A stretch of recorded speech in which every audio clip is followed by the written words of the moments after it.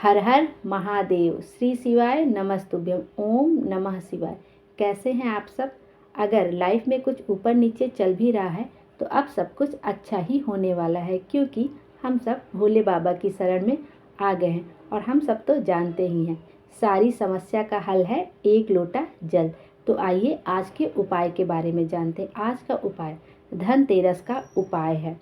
इस बार की जो धनतेरस पड़ रही है वो 10 नवंबर को शुक्रवार के दिन पड़ रही है। और शुक्रवार का दिन तो माँ लक्ष्मी को अत्यंत प्रिय है। और साथ ही साथ एक महासंयोग यह भी बन रहा है कि शुक्रवार के दिन ही प्रदोष का दिन भी पड़ रहा है। और जो प्रदोष शुक्रवार को पड़ती है उसे प्रदोष कहते हैं। और प्रदोष तो वैसे भी भोले बाबा को अत्यंत प्रिय है। प्रदोष के दिन कोई भी मनोकामना कहने से और करने से हमारी सारी इच्छाएं पूरी हो जाती है। तो आइए जानते हैं धन्वंतरी पूजा का विधान और इस पूजा को किसने बताया थे, और इस पूजा को और इस उपाय का करने का हमें क्या क्या सामग्री चाहिए होगी। तो इस पूजा को भगवान विष्णु जी ने स्वयं एक किसान को बताया था कि धनतेरस पूजन का महत्व क्या है। जब भगवान विष्णु जी माँ लक्ष्मी को लेने आए थे तब किसान रोने लगा और उन्हें ना जाने देने की जिद करने लगा। तब भगवान विष्णु ने उसको समझाया था कि अगर वो धनतेरस की पूजा विधि विधान से करेगा तो माँ लक्ष्मी का एक अंश जरूर उसके घर में हमेशा रहेगा। तो आइए इस पूजा का महत्व और विधि जानते हैं। अगर मृत्यु लोक में रहने वाला कोई भी व्यक्ति धन्वंतरी की पूजा करता है और धनतेरस के दिन कार्तिक महीने में पड़ने वाली त्रयोदशी तिथि को धन्वंतरी का पूजन करेगा, उसके घर से लक्ष्मी कभी भी वापस नहीं जाएंगी। ऐसा भगवान विष्णु ने उस किसान को बताया था। उन्होंने यह भी बताया कि धन्वंतरी मेरा ही एक अंश है। कहते हैं जब धन्वंतरी भगवान का प्रागट्य हुआ था तो भगवान शंकर ने धन्वंतरी भगवान को देखकर कहा, जब मेरे लिए विष लेकर आप आए थे तब आपके स्वरूप का आनंद दूसरा था, लेकिन आज आप मेरे लिए अमृत लेकर आए हैं तब आपका स्वरूप का आनंद ही दूसरा है। ऐसा स्वरूप देखकर भगवान भोले बाबा मंत्रमुग्ध हो गए थे। क्योंकि यह जब प्रागट्य हुआ था उस समय समुद्र मंथन हो रहा था। तब धन्वंतरी जी अमृत लेकर बाहर आए थे और ऐसा अद्भुत दृश्य देख के भोले बाबा मंत्रमुग्ध हो गए थे। तो आइए धन्वंतरी की पूजन की विधि जानते और इसको किस दिन और कैसे किया जाता है। यह जो सुंदर कृष्ण पक्ष की त्रयोदशी को कार्तिक के महीने में धनतेरस का पूजन किया जाता है। और भगवान विष्णु ने किसान को बहुत सारे नियम और विधि बताई है। तो आइए उन नियम और विधि को एक एक करके जानते हैं। सबसे पहले तो यह जान लीजिए कि धनतेरस का जो पूजन होता है वह प्रदोष काल के समय ही किया जाता है। और इसके लिए जो जो सामग्री चाहिए चलिए पहले वो हम जान लेते हैं। इसके लिए हमें एक थाली में देसी गाय का गोबर मिल जाए तो ले लेना है। अगर गोबर नहीं भी मिल पाता है तो हमें एक जल में थोड़ा पात्र तो ले ही लेना है। उसके बाद हमें एक पाटा लेना होगा, लकड़ी का पाटा हो, चौकी या कुछ भी हो आप ले लीजिए। उसके बाद एक लाल वस्त्र हमें चौकी पर बिछाने के लिए चाहिए होगा। उसके बाद हमें चाहिए आटा, थोड़ा सा आप आटा कटोरी में ले लीजिए और थोड़ी हल्दी कटोरी में ले लीजिए। उसके बाद रोली ले लीजिए, चंदन ले लीजिए। और एक चीज़ और कर लीजिएगा कि एक अगर आपके घर में चांदी का सिक्का हो तो चांदी का सिक्का ले लीजिएगा। अगर चांदी का सिक्का ना भी हो तो आप 1 का सिक्का ले लीजिए, 5 का सिक्का ले लीजिए, 10 का, 20 का, जो भी आपके घर में उपलब्ध हो उतनी समय आप 2 सिक्के ले लीजिए। एक चांदी का सिक्का हो तो आप एक चांदी का सिक्का ले लीजिए। अगर चांदी का सिक्का ना हो तो आप 2 एक-एक के सिक्के ले लीजिए, या एक का सिक्का ले लीजिए या 2 का सिक्का, लेकिन आपके पास 2 सिक्के होने चाहिए। आप उसको अपनी थाली में रख लीजिए। और उसके बाद आप आटे के 7 दिए बना लीजिए। ध्यान से सुनिएगा कि आपको आटे के 7 दिए बनाने हैं। उसको अपनी थाली में रख लीजिएगा और उसमें देसी घी भर लीजिएगा। और आपको एक तेल का दिया ले लेना है। और इन सब में एक चीज़ और ध्यान रखिएगा कि जो आप बाती लगाइएगा वो हमेशा लंबी बाती लगाइएगा। इसमें लंबी बाती इसलिए लगानी है क्योंकि लक्ष्मी माता को हमेशा लंबी बाती ही लगाई जाती है। तो आप ध्यान से और बहुत अच्छे से सुन लीजिए कि आप लंबी बाती ही लगाइए। अपनी थाली में ये रख लीजिएगा। उसके बाद थाली में आप थोड़ा सा कुमकुम रख लीजिए, रोली रख लीजिए, पिसी हल्दी रख लीजिए, चावल, और चावल जो रखिएगा वो अच्छत रखिएगा, आखा दाना होना चाहिए, कोई भी चावल खंडित ना हो। और कुछ चावल को आप थोड़े से हल्दी मिलाकर उसको पीला चावल बना लीजिएगा। आप थोड़ा चावल लीजिएगा, उसमें थोड़ा सा हल्दी डाल दिए, थोड़ा सा पानी मिला के आप उसको मिक्स कर लेंगे तो पीला चावल बन जाएगा। और फिर अबीर, गुलाल, चंदन, मौली सब ले लीजिएगा, और अमर बेल के 7 टुकड़े। अमर बेल अगर आप अपने माली वगैरह से कह देंगे तो वो आपको ला के देंगे, ये बहुत ईजिली मिल जाता है। तो आप ध्यान से सुनिए, अमर बेल के 7 टुकड़े ले लीजिएगा, और हल्दी की 7 गांठ, जो लंबी लंबी हल्दी आती है खड़ी हल्दी, उसकी 7 गांठ ले लीजिए। और कमल गट्टा तो आप सब जानते ही होंगे, जो ब्लैक कलर का छोटा छोटा होता है, कमल गट्टा आप 7 ले लीजिएगा। और जल का पात्र ले लीजिएगा। इतनी सारी सामग्री आपकी थाली में होनी ही चाहिए। फूल माला ले लीजिएगा, और याद से रख लीजिएगा कुछ मिष्ठान ज़रूर रख लीजिएगा। चाहे आप मिठाई रख लीजिएगा, आप घर में कोई मीठी चीज़ बनाए हो उसको रख लीजिएगा। अगर ये सब भी नहीं हो पा रहा है तो गुड़, शक्कर, जो भी आपको अच्छा लगे आप वो मिष्ठान के लिए रख लीजिएगा। इतनी सामग्री रख कर अब आइए हम पूजा की विधि की तैयारी करते हैं, और पूजा कैसे करना है ये जानते हैं।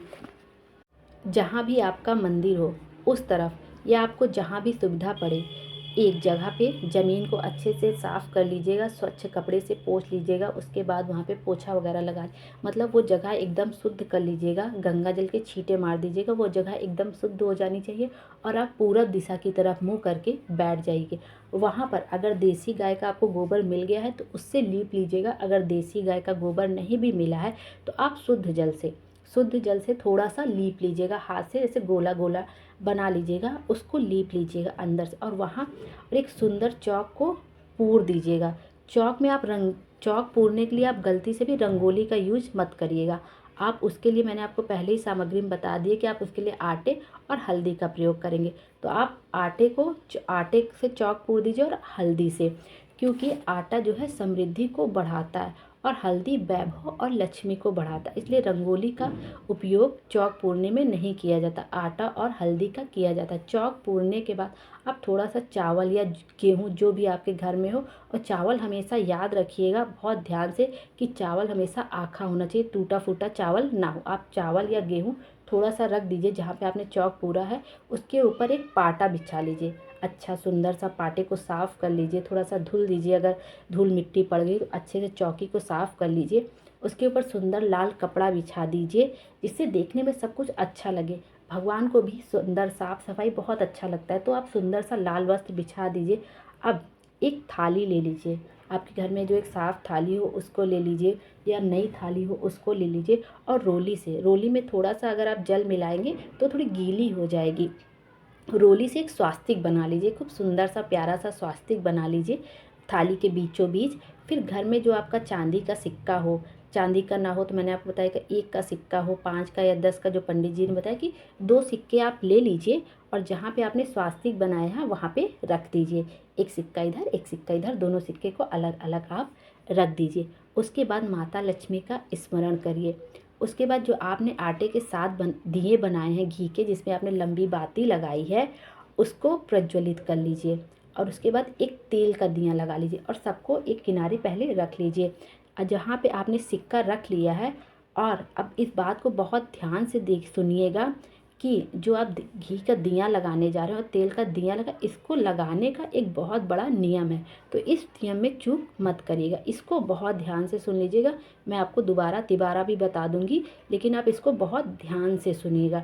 तो आपको क्या करना है कि पहले जो आपने जल लिया है, तांबे के पात्र में आपने जो थोड़ा सा जल लिया है, उसमें एक फूल डाल लीजिए, उससे थोड़ा सा पानी का छींटा कर दीजिए। जो आपने सिक्का 2 रखा है माता लक्ष्मी के नाम के, उससे छींटा कर दीजिए, और हाथ जोड़ के स्मरण कर लीजिए माता लक्ष्मी का। उसके बाद घी के दिए को प्रज्वलित कर लीजिए। तो जो आप पूरब दिशा की ओर मुँह करके बैठे हैं, बहुत ध्यान से देखिए सुनिएगा, जो पूरब दिशा की ओर आप मुँह करके बैठे हैं, तो आपका जो सीधा हाथ होगा, आपका राइट हैंड, उधर आपको सीधे हाथ की तरफ आपको तेल का दिया लगाना है।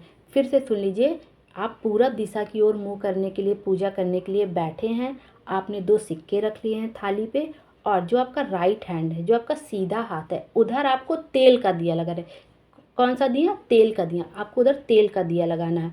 और आपके बाएं हाथ की तरफ आपको जो घी के आपने 7 दिए बनाए हैं वो आपको रखने हैं। बहुत ध्यान से सुनिएगा।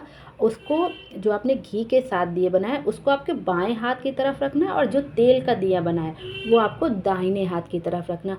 अब एकदम क्लियर हो गया होगा कि पूरब दिशा की तरफ हम मुँह करके बैठे हैं, और हम जो अपना तेल का दिया बनाए हैं उसको हमें दाहिने हाथ की तरफ रखना है, और जो घी का दिया बना है उसे बाएं हाथ की तरफ रखना है। अब अपनी थाली में जो भी आपने पूजा की सामग्री रखी है उन सब से माता लक्ष्मी का पूजन करिए। उसके बाद उनको कुमकुम चढ़ाइए, रोली चढ़ाइए, हल्दी चढ़ाइए, जो जो आपके पास चीज़ें हैं वो सब आप उस पर चढ़ाइए। उसके बाद, और ये प्रदोष काल के समय ही ये पूजा करिएगा, चढ़ा दीजिए अच्छे से। उसके बाद दोनों सिक्कों को उठा लीजिए, और सबसे पहले जो चांदी का सिक्का आपने रखा है उसके ऊपर कलावा बांधिए, जो मौली होती है उसको बांधिए। उसके बाद उस सिक्के को रख दीजिए और दूसरा सिक्का उठाइए, क्योंकि मैंने आपको शुरू में बता दी कि आपके पास 2 सिक्के होने चाहिए। एक बार आपने पूजन कर लिया दोनों सिक्के का अच्छे से, रोली, कुमकुम, चावल जो भी आपके पास था, फूल वगैरह आपने अच्छे से चढ़ा दिया। उसके बाद उन सिक्कों को उठा लीजिए, उनके ऊपर मौली बांधिए। पहले चांदी के सिक्के पर बांध मौली बांध के थाली में रख दीजिए, और फिर अब दूसरे सिक्के को उठा लीजिए, उस पर मौली बांधिए और सिक्के को रख दीजिए। उसके बाद फिर से जल से उन पर छींटा करिए, फिर से उन पर रोली, हल्दी, कुमकुम, चावल वगैरह सब कुछ, पीले चावल जो मैंने आपको बताए वो सब उन पर चढ़ाइए, और लक्ष्मी माँ का स्मरण करिए। और उसके बाद अपने हाथ की हथेली में, उल्टे हाथ की हथेली में, मतलब बाएं हाथ की हथेली में थोड़ा सा चावल ले लीजिए, और गणेश जी का स्मरण करते हुए, माता रिद्धि सिद्धि का स्मरण करते हुए, भगवान विष्णु का स्मरण करते हुए, भोले बाबा का स्मरण करते हुए माता लक्ष्मी जी के ऊपर वो चावल छींट दीजिए। आप ऐसे दोनों चावल माता लक्ष्मी के ऊपर छींट दीजिए। वो जो दोनों सिक्के हैं जिनके ऊपर आपने मौली बांधी है उन्हीं के ऊपर चावल छींट दीजिए। और फिर जो आपने अमर बेल के 7 टुकड़े लिए वो माता लक्ष्मी को समर्पित कर दीजिए। कमल गट्टा आपने साथ लिया है वो माता लक्ष्मी को समर्पित कर, हल्दी की गांठ जो आपने साथ ली वो माता लक्ष्मी को समर्पित कर दीजिए। और भाव से मन ही मन माता से प्रार्थना करिए, गणेश जी से प्रार्थना करिए कि हमारे घर में हमेशा विराजमान रहे। उसके बाद जो आपको मेन काम कर रहा है वो दोनों हाथों में अपनी पिसी हुई हल्दी लेनी। ऐसे आप चुटकी से उठाएंगे इकट्ठा तो बहुत सारी हल्दी हाथ में आ जाएगी। उसको लेकर माता लक्ष्मी पर 7 बार अपनी मनोकामना करके चढ़ानी है। एक बार उठाइए, फिर चढ़ाइए, फिर एक बार उठाइए, 7 बार करके ऐसे आपको माता लक्ष्मी के ऊपर पिसी हुई हल्दी चढ़ानी है और अपनी मनोकामना उनको बता देनी है। उसके बाद ऐसे रोली उठाइए और माता के ऊपर समर्पित, इसको 7 रोली 7 बार नहीं चढ़ानी है, बस पिसी हुई हल्दी अपनी मनोकामना करके 7 बार चढ़ानी है। उसके बाद रोली चढ़ा दीजिए, और उसके बाद जो भी आपने मीठा बनाया हो माँ लक्ष्मी के लिए, वैसे तो माँ लक्ष्मी को खीर बहुत पसंद है, आप वो भी चढ़ा सकते हैं। अगर आप खीर भी नहीं है तो आप उन्हें मीठा चढ़ा दीजिए, गुड़ चढ़ा दीजिए, शक्कर चढ़ा दीजिए, जो हो आपके पास वो चढ़ा दीजिए। और उसके बाद जो आपने थाली में 7 दिए रखे हैं, जो 7 दिए आपने आटे के बनाए हैं, उसको आपने ऐसे तो रखे नहीं होंगे, थाली में रखे होंगे, उस 7 दिए से माता लक्ष्मी की आरती करिए। उनका लक्ष्मी माँ की आरती करिए, और साथ ही उनसे विनती भी करते रहिए कि माँ आप हमारे घर का रास्ता भूल गए, कृपया करके आप हमारे घर में रहिए, गणेश जी के साथ हमारे घर में विराजमान रहिए। उसके बाद अपनी झोली पसार कर माँ से अपनी विनती कहे, अपनी मनोकामना कहे। उसके बाद अपनी झोली अपने तरफ ही गिरा ले। अपनी विनती कहने के बाद जो झोली आपने माँ के सामने पसारी है उसे अपनी तरफ ही गिरा ले, और उन्हें दंडवत प्रणाम करें, और अपनी बात माँ लक्ष्मी को सच्चे दिल से बता दे कि आप गणेश जी के साथ हमारे घर में हमेशा विराजमान रहें, भगवान विष्णु के साथ हमारे घर में हमेशा विराजमान। हे माँ वैभव लक्ष्मी माता, मेरे मन की मनोकामना पूर्ण करिए, संतान सुख देने वाली माँ लक्ष्मी हमारे घर में हमेशा विराजमान है। ऐसे सच्चे भाव से, सच्चे हृदय से माँ लक्ष्मी से विनती करिए। जिस जैसे भी और जिस प्रकार से भी आप माँ से अपनी दिल की बात कह सके वैसे उनसे अपनी विनती करिए, वो भी झोली पसार कर। जब झोली पसार के आप विनती करें उसके बाद अपनी झोली अपने तरफ ही गिरा लीजिए और माँ को दंडवत प्रणाम करिए। उसके बाद जो 7 दियों आपने लगाए हैं उसको घर में हर कोने में लगा दीजिए। पहला आप घर के हॉल में लगा दीजिए, दूसरा रसोई घर में लगा दीजिए, तीसरा, जहाँ पे आप लक्ष्मी रखते हैं, लॉकर वगैरह हो वहाँ पे रख दीजिए। और एक घर के बाथरूम में रख दीजिए, घर के द्वार पे रख दीजिए, तुलसी माँ के क्यारे के पास रख दीजिए। और जो सातवां दिया रखना है वो जहाँ लक्ष्मी जी का पूजन हुआ है, जहाँ पे आपने तेल का दिया जला के रखा हुआ है, उसी के बगल में ले जाके वो एक घी का दिया रख दीजिए। उसके बाद माता लक्ष्मी का स्मरण करिए, भगवान नारायण के साथ आप हमारे घर में हमेशा विराजमान रहिए, ऐसी माँ से विनती करिए। और माँ लक्ष्मी, आप ऐसे पूजा करेंगे तो वो आपके ऊपर प्रसन्न जरूर होंगे, ऐसा भगवान विष्णु ने उस किसान को बताया। जब किसान ने ये कथा सुनी तो उससे बहुत खुश हुआ। उसने भगवान विष्णु से पूछा कि क्या इस तरह से पूजा करने से, धनतेरस के दिन माँ लक्ष्मी की पूजन करने से वो हमारे घर में हमेशा रहेंगी?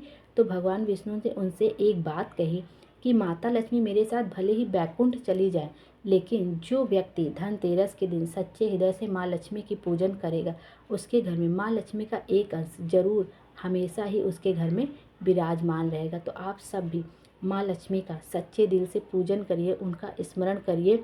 और एक चीज़ और ध्यान रखिएगा, हम लोग क्या रिवाज है ज़्यादातर कि हम लोग जो धनतेरस के दिन कुछ ना कुछ सामान का, चाहे तांबे का, पीतल का, कोई स्टील का, जो भी सामान, कोई लोग तो चांदी का सिक्का खरीदते हैं, सोने का सामान खरीदते हैं, जिसके क्या जैसा भी होता है, जो सामान खरीदिए उस दिन जब आप धनतेरस का पूजन करने बैठिए तो उस सामान का भी ज़रूर पूजन कर लीजिए और सच्चे हृदय से माँ से अपने दिल की सारी बात कह दीजिए। देखिए आपकी मनोकामना ज़रूर पूरी हो जाएगी।